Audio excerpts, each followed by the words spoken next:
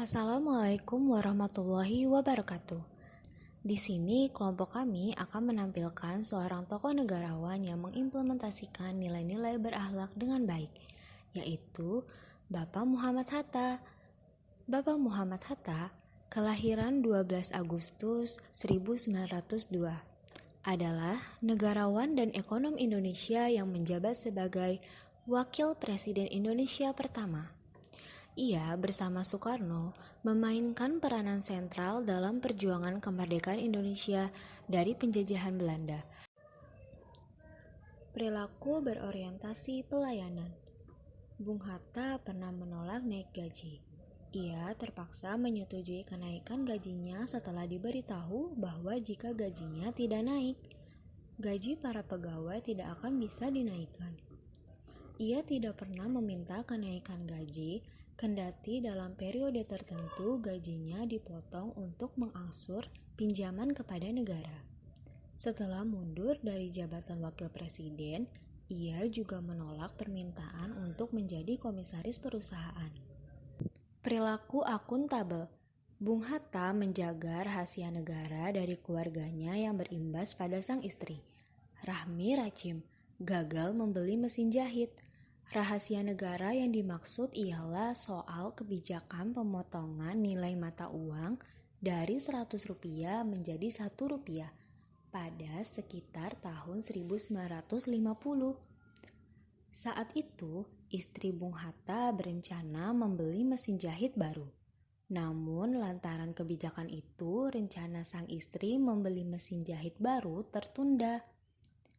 Meski tahu soal kebijakan itu, Bung Hatta tidak menceritakannya kepada istrinya, lantaran dinilai merupakan rahasia negara. Implementasi nilai selanjutnya yaitu perilaku kompeten.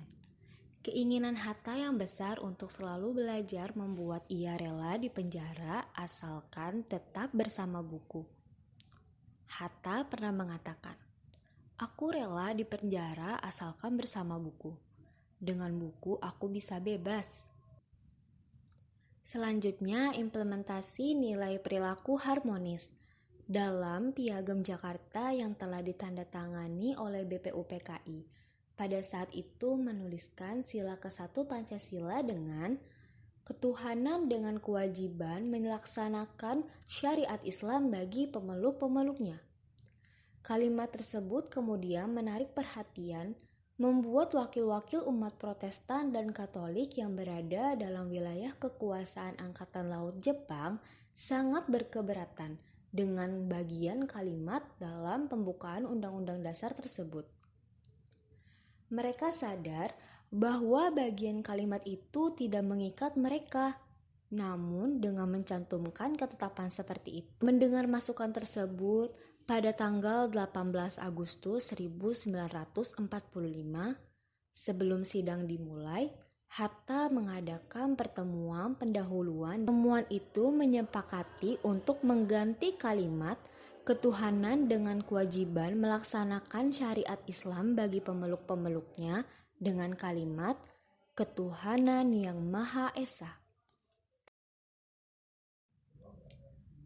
Perilaku loyal.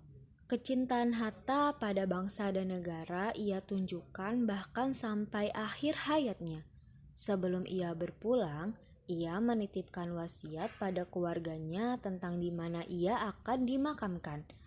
Hatta berwasiat untuk dikuburkan di tempat perkuburan rakyat biasa dan tidak bersedia dikuburkan di Taman Makam Pahlawan.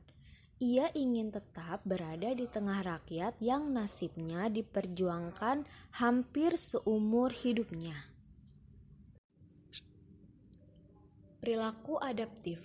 Di masa peralihan setelah awal kemerdekaan, Hatta sudah membangun sudut pandang ekonomi Indonesia yang dianggap penting untuk menjawab tantangan ke depan.